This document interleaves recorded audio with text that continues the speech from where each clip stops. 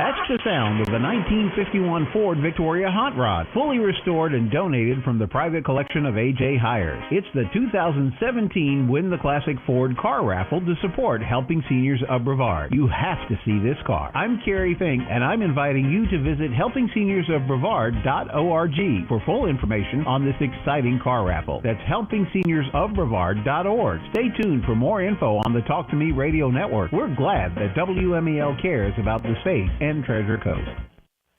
It's the Talk to Me Network on AM 1510, FM 99.9, 94.7, and 100.7. The views expressed on the following program are those of the hosts, callers, and guests, and are not necessarily those of WMEL staff, management, or advertisers.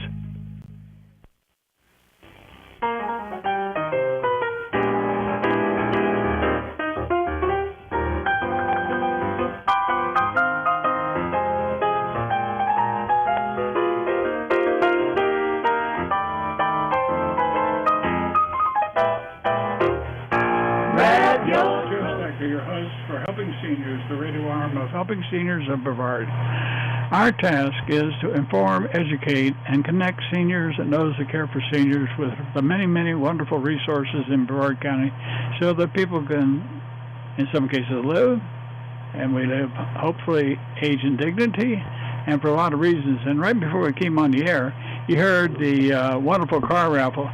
This weekend, we're going to have the car down at the Melbourne Knife and Gun Show, and it's a great place. You can come down there and you can buy a riot gun, you could buy an AK-15, you can buy, I don't know if they have submachine guns or the ones that Dillinger had and Babyface Nelson and all those guys had all these clubs and everything, but you could buy all this stuff to protect that car, and it's a great opportunity. But seriously, I happen to like guns, and I happen to like knives, too. But I'm going to be down there with the car, too, and it'll give me a chance to look at the guns, look at the knives, and hopefully see some of you down there to buy tickets on the car, because it is a beautiful 1951 Ford Victoria car, and we'll have it all over the county over the next 8 months to sell tickets to help pay the way for our program. Over the next few weeks, I hope to be able to discuss some of the things on our radio show that talk to you about why you need to support your local nonprofits. Not all of them. Not all nonprofits are good. Some of them are good, just like anything in life. Some are good, some are not so good, and some are pure plumb bad. But think about it, folks. The guy I got on the show with me today is a guy that has a placement service, and what he does is he helps people find a right element of care, and whether it should be in assisted living, a nursing home care, or he tries to help them stay in a home longer. He does all this kind of stuff, and his company is called Soter. I wrote it down because I always forget it.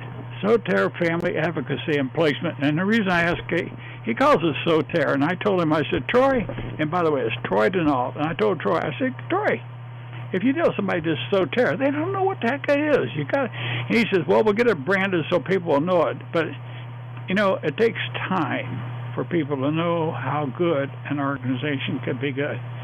When I first heard about Troy, and I've never told Troy this, when I first heard about him, I saw some of the things he was involved in, and I wasn't sure how he was fitting into the care equation, because I'm always pretty dubious when I find somebody new breaking into something. And then I began to realize that what he was doing is a good service. And there's a couple of people that are doing that in Brevard County, and there's always room for competition, but there's always room for more of the good organizations that do what Troy is doing, and we're going to talk about today, because without organizations like Troy's Soter Family Advocacy and Placement Service, we wouldn't have access to some of the care elements we have in Brevard County. And that's one of the things that we talk about on the show. Our education specialist, Kay Kaiser, can be reached at area code 321-473-7770. That's again, 473-7770. Or you can simply go to helpingseniorsofbrevard.org. helpingseniorsofbrevard.org. You can see all about us. You can see about the car. You can see what it looks like. But most important, you can see what we can do But I'm going to tell you, with the things that are happening nationally and statewide, the way some of the systems are being cut, folks, unless more of you make up your mind you're going to support the organizations that truly help people in Broward County, we're going to start losing some services. And it's just a fact. Either that or they're going to have to increase taxes to pay for everything, because I don't care how good the president is at real estate or how good he is at working with other countries or anything else, you have to pay the price. It costs money to build a military. It costs money to put care systems in place. It costs money to put health care systems in place. It costs money to do everything, and a nickel only gets stretched so far. Like we used to say, Troy, I think I remember, you squeeze a buffalo to death, or we used to have Indian head nickels and Indian head pennies, but they don't have that stuff anymore. Or if you do find them, they're pretty valuable in collecting. That's right. Okay. Hang on to get them in your pocket. The reason I didn't let Troy talk is once he gets started talking, I can't get him quiet because he's always talking about his business so much. So I figured if I'm going to say something today, I better keep myself going here for a couple of minutes. And I can see I've taken 4 minutes. All right. My guest today is Troy Denault, and Troy is the owner of Soter Family Advocacy and Placement Services. And Troy, just tell the people basically what it is. What do you do? Well, thanks for having me today, Joe. You're welcome. It's great. It's good to see you again. So here, basically, we had seen, we understand that caring for relatives can be rewarding, but it's also stressful. It can be time-consuming. It can be emotionally exhausting. It's just difficult for families for when they're trying to juggle work, children, other obligations, and still find time to properly care for an aging parent or loved one. So what we've kind of coordinated and done is we've created we take care of the caregiving. So you can focus on being a son or a daughter or a friend again. We enrich lives by providing guidance when it comes to looking into living options, if it's trying to find an opportunity to stay there at home with caregivers to come in to maybe take some of that load off of the family, or if it is gotten to a spot that is just too daunting and we want to look at living options in general. We've been throughout this community for a number of years and have done a lot of research and done a lot of homework as to what these individual assisted living communities offer. Not only clinically and financially how much they're going to cost, but just kind of what their niches are. And when you say communities, how about really spelling it out for our listeners, Troy? Because most people, when they think of a community, they'll think of a place like Hibiscus Court or Zonta or Zon Beachside Assisted Living or Hibiscus Court or something like that. And then there's been a terminology used called mom and pop operations for years. Mm-hmm. Hey, you told me you believe you've been in every one of those things in the Broward County, from the 2-person up to the 150-person. That's right. That's right. So, but you also, in your terminology, use the word placement. It's when people think in terms of placement, they're thinking you're going to place somebody in a nursing home or place them in an assisted living. You do place people, but your placement is sort of an inclusive word because it covers what I like to refer to as what I call elements of care. When you go out and look at a family, they might think that they need assisted living, but you might find that with a combination of low-cost,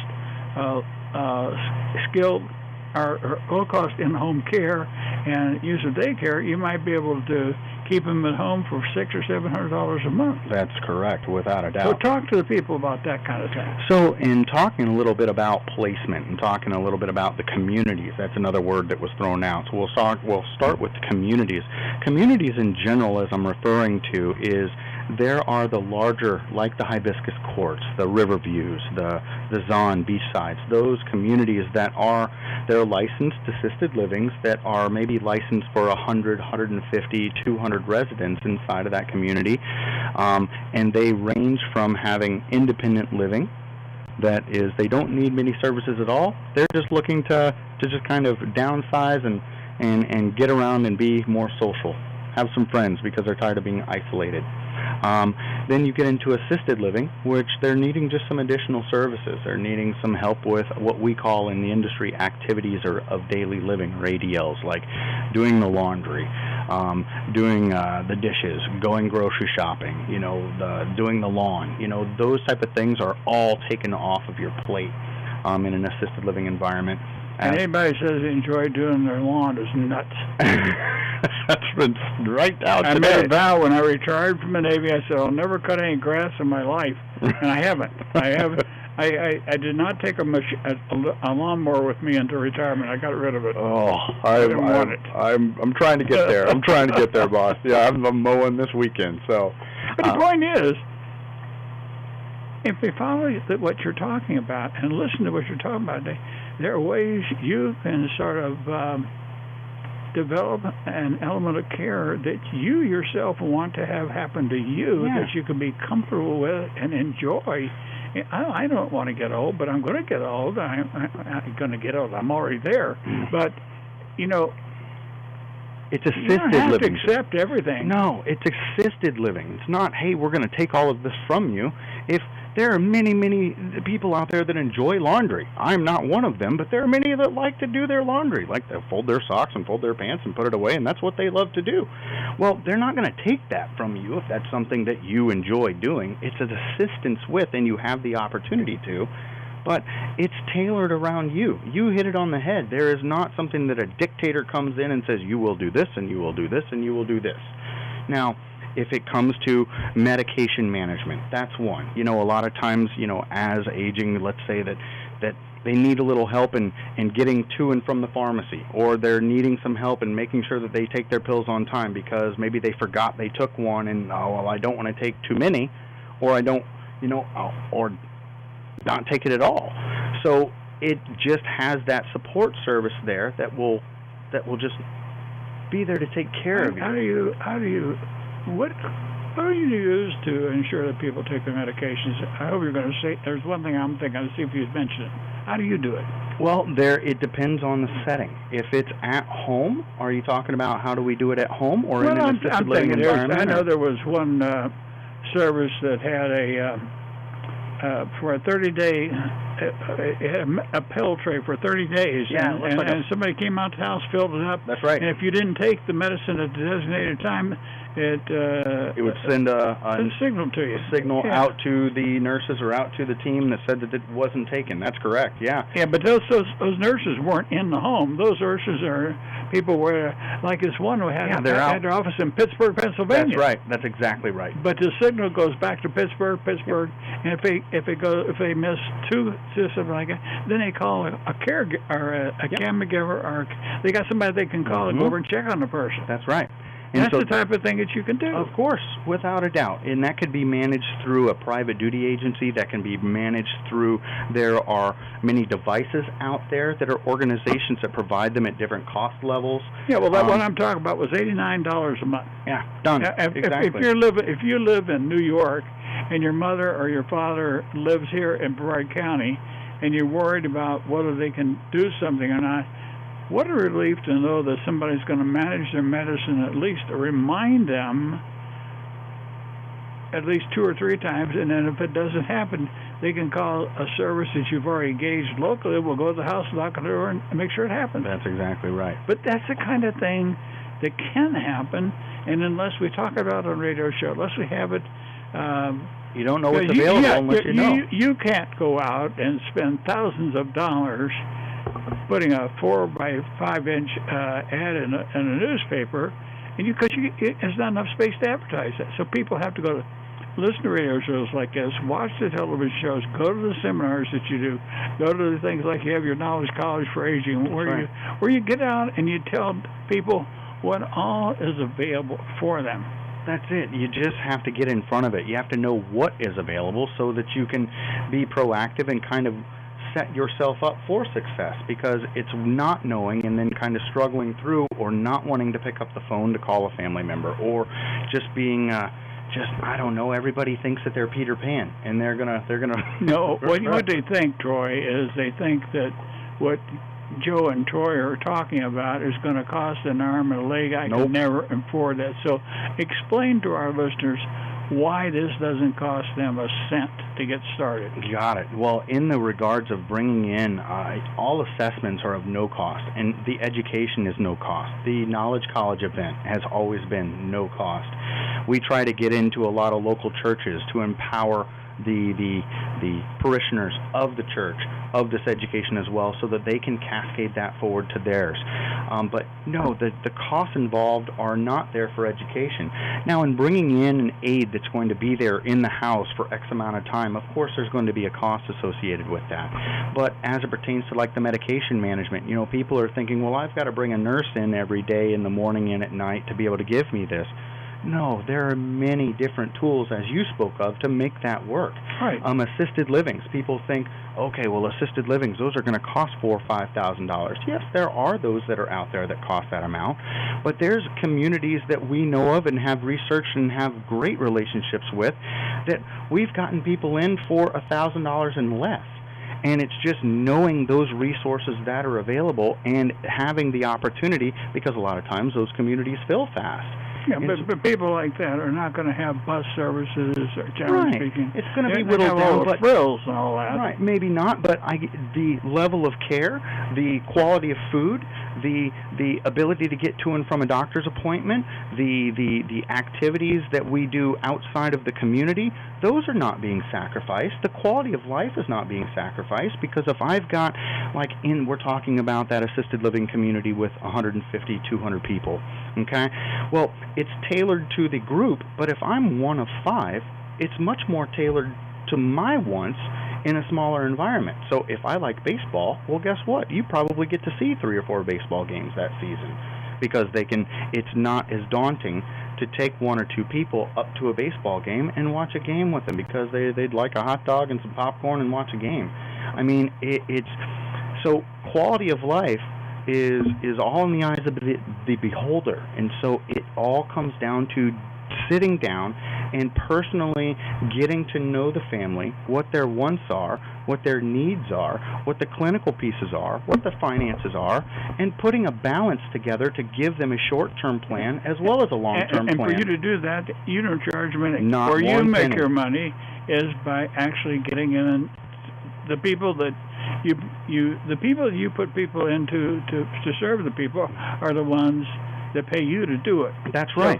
We're contracted with the assisted living community. So all of our services are paid by a contract that we have in place with the assisted living communities.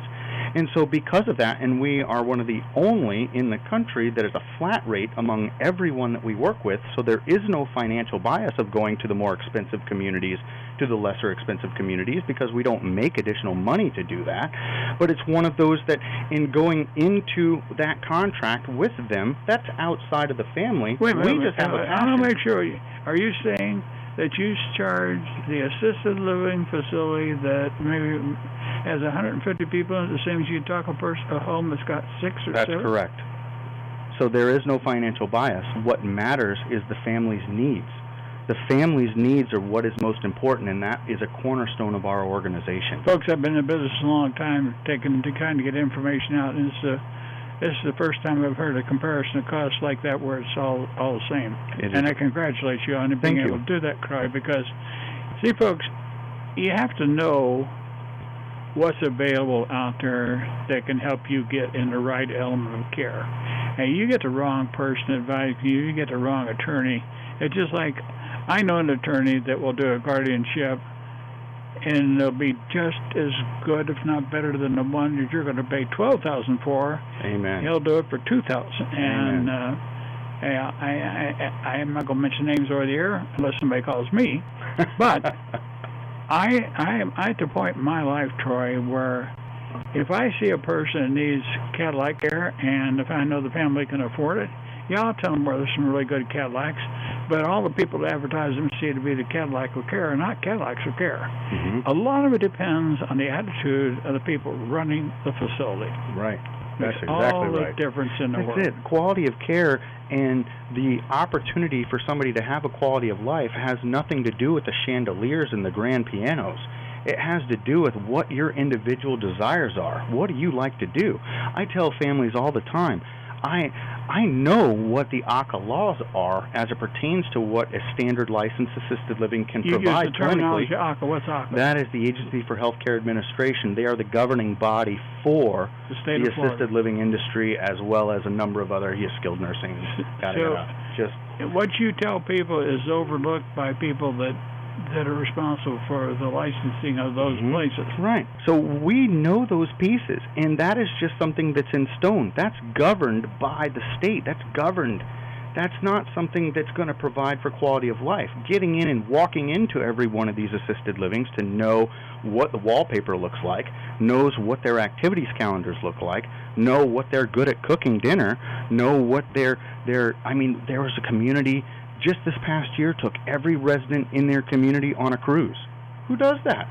There's another community that once a month they're going out on a boat in the river, and they're out there all day long, or as long as the residents want to, whether they're wheelchair bound or not. One group took a Chris on a cruise. On a cruise, 3-day cruise to the Bahamas. How big was the facility? It was 5 people. And he took them on a cruise. Took them all on a cruise. That's right. Okay, we only got a couple of minutes before. But why are you going to hire a social worker? Why did I hire a social worker? Yeah. Well, because, again, what we do is not just about simply placement in an assisted living community. There's so many components to helping a family through whatever crisis and situation and circumstance that they're in. If we can fight to help that family stay at home with just some support pieces, then let's do that. That is what social workers do. They look at all of the different services that are available in the community and then actively create a care plan and create a plan to give that family the best opportunity for their quality of life. It's not about, that's the thing with healthcare and a lot of just business in general, everything is so geared around the dollar anymore and where I'm going to make the next buck. It's changed. The persona used to be, and it was customer service driven and doing right by those that you're serving, and then you make a living because you've done right by them. And what we're trying to do is bring that back to the forefront and putting the patient, putting the person at the center of what's going on, because I've got no skin in the game of going to the big, expensive high-rises versus the little ones. That doesn't matter to me. But if people don't think more about doing for themselves what you're trying to do business-wise in the industry, Troy, is I'm afraid that we're going to find more people on the short end of the stick and not able to afford the care. They're not going to know where they're going to go because cost of care is going up. Always. But we need to do things like you're doing in order to drive the cost of care down. To drive it back down, because you have an opportunity to really do some homework and find out. You know, so I know we're fixing to go to break, so we'll pause for just a second. I like to watch him get excited through the window, and then because he knows that we're going to get out of here. He hasn't started music yet. There it is. There's music. But yeah, he's shaking his head to start. Okay, we're not going to cause him any more strain, folks. We're going to get out and take our mid-show break, and stay with us on the other side. I've got 4 good questions I want to talk to Troy about. It might help you all. Stay with us. That's the sound of the 1951 Ford Victoria Hot Rod, fully restored and donated from the private collection of A.J. Hires. It's the 2017 Win the Classic Ford car raffle to support Helping Seniors of Brevard. You have to see this car. I'm Kerry Fink, and I'm inviting you to visit helpingseniorsofbrevard.org for full information on this exciting car raffle. That's helpingseniorsofbrevard.org. Stay tuned for more info on the Talk to Me radio network. We're glad that WMEL cares about the space and Treasure Coast. Joe Steckler, folks. We're back live with the second half of today's show. And my panelist is Troy Denault from Soter Family Advocacy Placement Group. As a business that helps get people into the right element of care. I just want to remind everybody that the purpose of helping seniors is to inform, educate, and connect people to services. Our Kay Kaiser is our information specialist. She can be reached at area code 321-473-7770. Sponsors are what help us pay our way. Troy is one of our sponsors, and his business helps pay the way for our radio and TV and all the stuff we do. I take no money. I just want people to know that. I do this because I know what needs to be doing, but we got somebody understudying me now and be ready to take my place.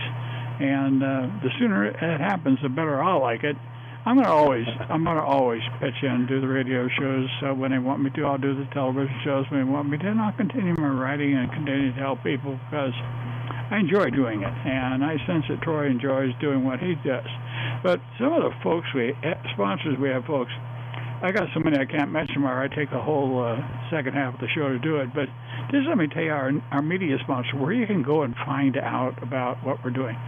The Barefoot Bay Tatler, Al Dia Today, which is a Spanish newspaper, Ebony News Today, which is a black newspaper, Space Coast Online Daily newspaper, which is on the internet, Senior Scene Magazine, read by 40,000 people, Hometown News, read by 129,000 people. Well, they distribute it to 129,000 places in Brevard County. And then we have television shows, and this radio show has been on since December 7th, 2000. It's the longest running now in Brevard County. And I'm proud that we've been able to do this because, and I know people listen to the radio and they read the stuff because they ask us questions. And I'm doing a series of articles now, folks, about helping our readers and listeners and viewers on television understand that the public needs to be better informed. All nonprofits, by virtue of the fact that they're a nonprofit, are not as good as they say they are. I have to tell you that. If you want to donate to somebody, that's your right. That's your prerogative. You can do what you want to do. But I highly advise you to look on the internet and question the 990 IRS tax document, which, if you look at it the right way, will show you what the overhead operating costs are for an organization. And if you want to give your money to an organization that spends 1/3 of what they get to raise 2/3, in other words, spend 33% for overhead, I wouldn't want to give it to somebody like that. If you give to an organization that spends over 50% in overhead costs, I think you ought to scream bloody murder, because that's why I'm writing those articles now. But I'm only one person. More of you need to know. And we had the article in Hometown News just came out today. We already had one phone call by 9:30 in the office this morning. The guy wanted to know how he could get on the internet and how he could find a 990 so he could start checking out what some of these offices report that they're doing. So, see, information and education is power, folks. And the more we know about things, the better off we are. So those are our media resources. We also have 15 TV shows a week on the Space Coast Government Channel, and now the city of Titusville has asked for all the shows to be sent up there to them so they can play them in the Titusville area. So these are all indicators to us, folks, that more of you want good, honest information so you can make intelligent decisions that will help you in making cost-effective decisions. So that's the name of the game. Yeah. And that's why Troy is on the program today. That's why he started the business he did. So picking up on what we were talking about, Troy, before we took a break, how does a person determine what the right living option is for them? How do they know about it? How do they know that? Well, it kind of breaks down into, in our world, it breaks down to 3 areas. And finding the right living option, I mean, whether at home or in a community or assisted living or skilled facility of choice, you've got 3 areas to look at. Obviously, you have to understand your finances. What is your income versus your expenses? You got to kind of understand where that sits. Second component of is the clinical stuff. I mean, what is going on clinically? Am I having trouble just remembering some things? Or am I dealing with, I've had some surgeries and have a lot of swelling in specific areas and it's hard to get around anymore? Am I getting weaker? Have I had some falls? Am I dealing with medication issues? I mean, we've got to understand what's going on with the clinical piece. The third and most important piece of creating a quality of life for yourself, though, are not filled into those 2 pieces. They never have been. It is, what are the things that I enjoy? What is it that brings me joy, happiness? What have my hobbies been? What are the things that I enjoy doing? What we call psychosocial or the quality of life pieces. You could put me, I'm a Marine Corps veteran, you could put me into a place that I could afford. You could put me in a place that could clinically care for me because they've got the greatest nurses in the world that can, anything goes wrong, they're there, Johnny on the spot, take care of me. But if there's pink frilly wallpaper all over the place and shag carpet and all we do is sit around a room and sing, nothing against people that enjoy singing, but for me personally, that's not going to give me any type of opportunity to thrive and give me a purpose-driven life. The point is to find purpose, to find what gets my juices going, what makes me want to get up and fight through this day, because man, I've got neuropathy in my legs and it hurts like crap for me to get and move from here to there. Don't even talk about pain in the legs. I've had it for 8 years. I can't get away with it. Makes the guy sit in this damn chair you right gotta now. want to do it, but you're here on the radio show. I know. That's what I'm talking about. I was down at the VA at 8:30 this morning just to get my hearing aids. I stepped on my hearing aids the other day and I broke them, so I got to get new hearing aids, and I hated to admit it, but I just didn't see the darn thing under my foot, and I broke a little piece off. I guess they still work, but they didn't. The little locking piece that kept the thing in my ear didn't keep it in my ear, and it keeps coming out. My wife would hear it squeal, and she'd push it back in my ear. So, it's not only distracting. These things that we're talking now, whether it's care element or ear care or eye care, they're not only distracting to the person that's the recipient of whatever it is. It's distracting to the people that have to take care. Our families want to put us in the best element of care they can. Right. They would like to give us, and folks, just because I mentioned Ford, Chevys, and Cadillacs, I'll say Lincolns too, because I drive a Lincoln.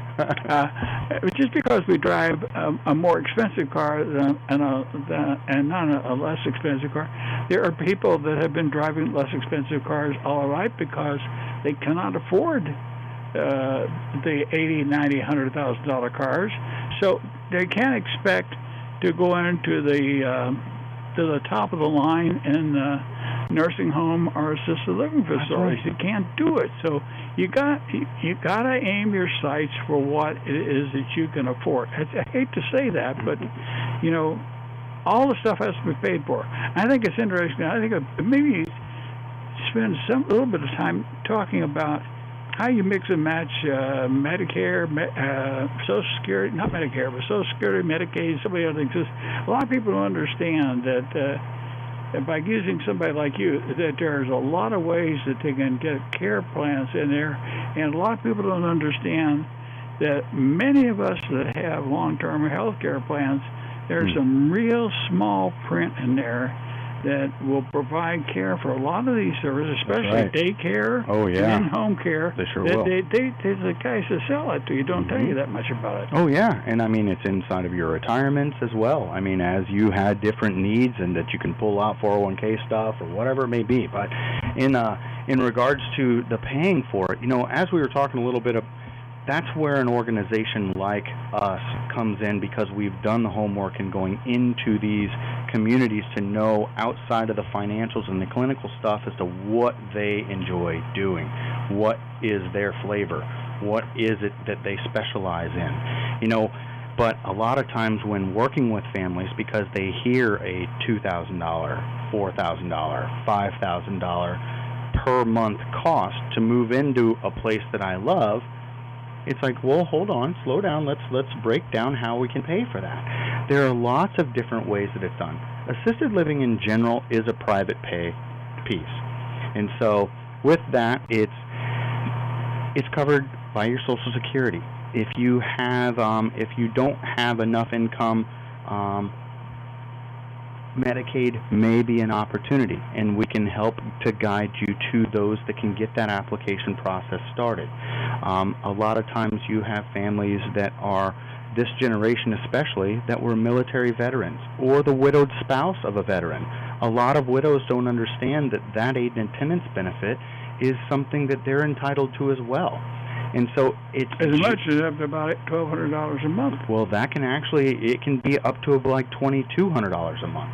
Okay. So right. it is. Right. There's if you're married and you've got a couple of veterans that are because women served, many women served as well. So if you've got two veterans in the house, you have a substantial difference in versus that of just the widowed spouse or the veteran themselves.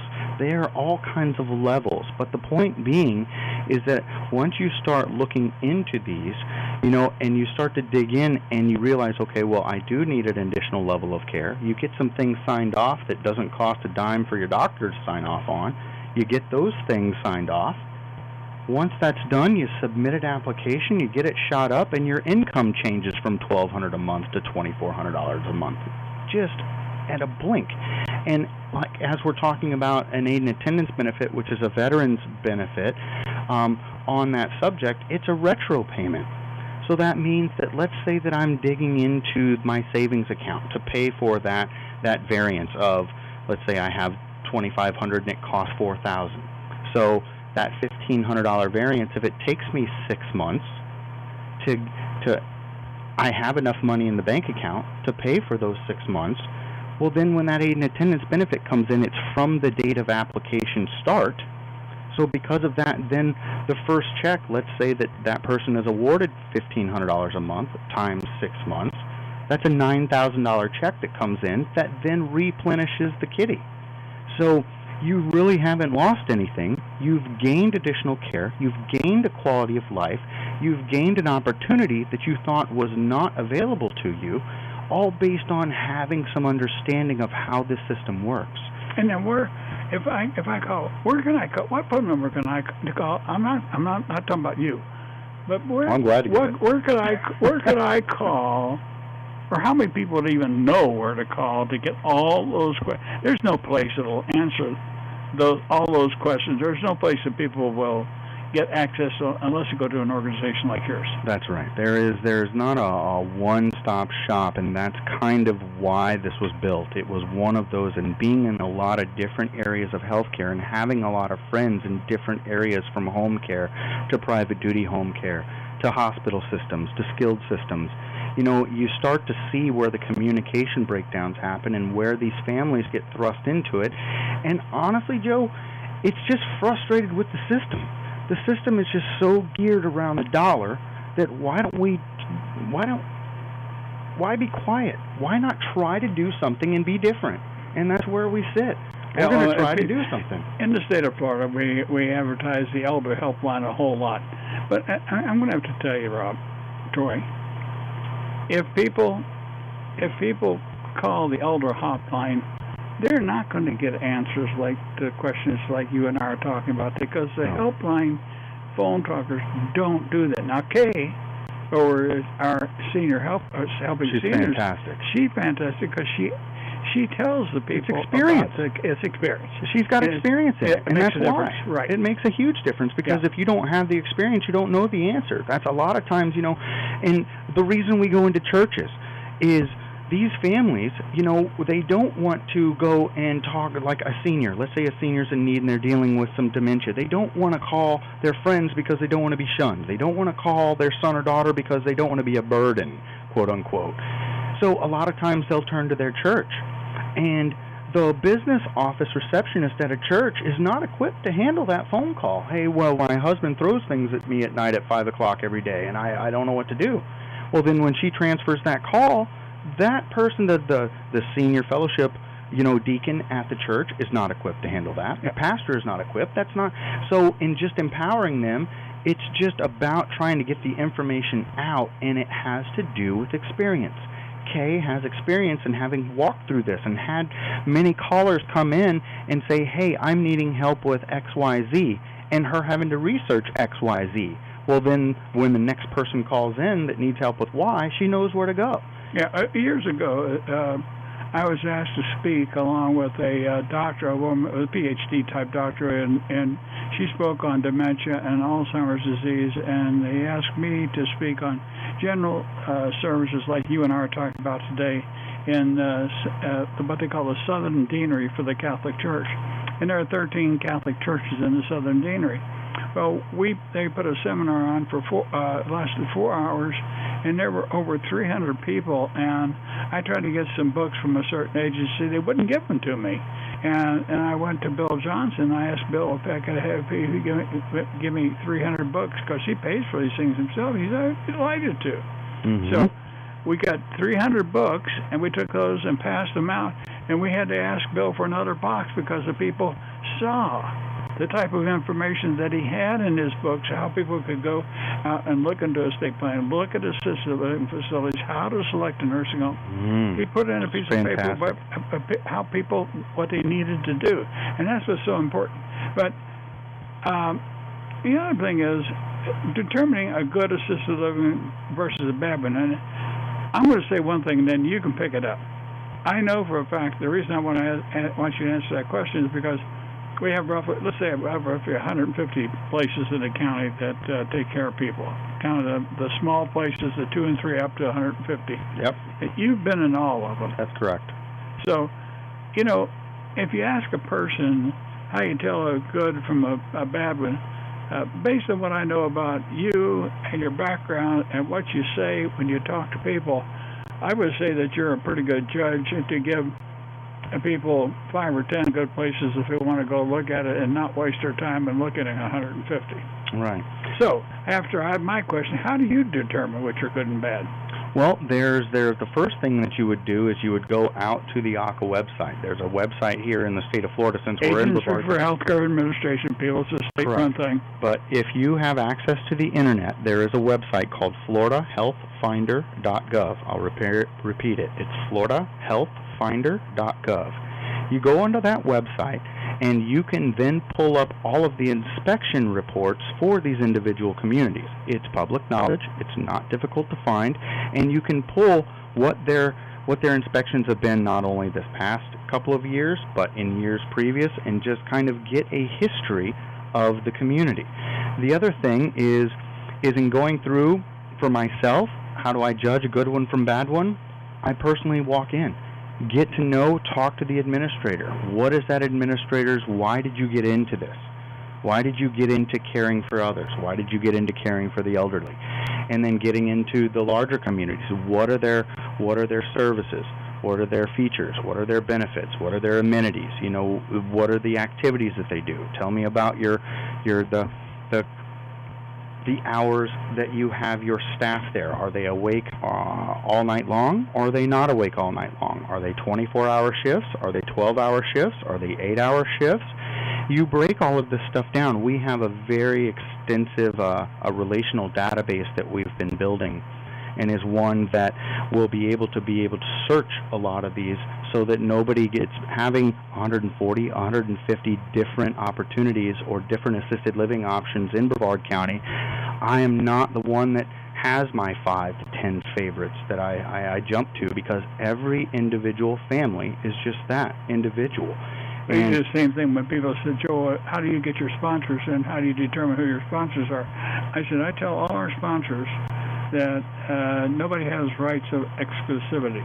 I said, if you're trying to build sponsor network, I want people to sponsor helping seniors that have an interest in helping people. Mm-hmm. And so we got a couple organizations. There's 2 of you that do the same thing you do. And but Brevard County is big enough to handle 2 or 3 organizations like yours. Without a doubt. Because you couldn't serve all the people. I couldn't serve everybody if I wanted to. God bless them for going after it. Yeah. What got you into this line of business? It just was, I'm a farm kid from Southern Illinois, and just kind of have always been around community, and it's one that, in being in the military, the idea of no man's left behind, and being able to help some gentlemen in an assisted living, and kind of befriending and being on a first name basis with a Tuskegee Airman, being able to help some of these salty vets through getting a quality of life, and picking up from the depression and giving back to them. It's a fulfillment piece, and just I go back to the financials and being frustrated with what I saw this placement agency concept going to become by having contracts that pay the agency more money by going to more expensive communities versus lesser expensive communities. Frustrated me, because that business is business. If you're going to show them a pencil and make $1 and show them a pen and make $2, the pen is the favorite thing to show you. And it's got nothing to do with what that family told you they're looking for. So I got into it to just be a voice for families, for the people themselves. That's the why. We got a minute and 50 seconds. I want to ask the last question, but I'm going to answer the last question. Go. The last question, folks, I was going to ask is, what qualifications do you and your staff, Troy, have as Soter to be senior living experts or family advocates? I'll answer the question because you have answered the question in the roughly 45 minutes that we've talked today. Because if somebody could have sat at a radio and listened to what you said, they simply, if they're involved in care of a senior or an elder person or frail person, they have to understand that you have told the truth. And what you have related to me over this radio show this afternoon is, to me, having been in this business for 28 years, is a doggone good, solid indicator that you are qualified to do what you do. So I just want you and our listeners to know that, because, folks, you get all kinds of people in this business, and you get the right ones. You have about 15 or 20 seconds, and music will come on, and I'll take it away from you. All right. Well, if everybody out there, if you're looking for some help, if you're needing some support, please feel free to call us. Our services are of no cost. What is your phone number? I didn't even give it. Yep, 321-419-0041. Again, 321-419-0041. Or look in Senior Scene Magazine or call Kay at 473-7770. I want to thank you, Rob, for being on the show. Troy, why don't I say it, Rob? I want to thank you, Troy, for being on the show today, because it's a good show and it's good information. Al, thanks for having me, Joe. You're really quite welcome, and we'll have you see you again in the future. And have a great weekend, folks. All right, have a good weekend. Take a look at those 1951 Ford Victoria, because you'll want to buy tickets on it. Talk to you later. Bye.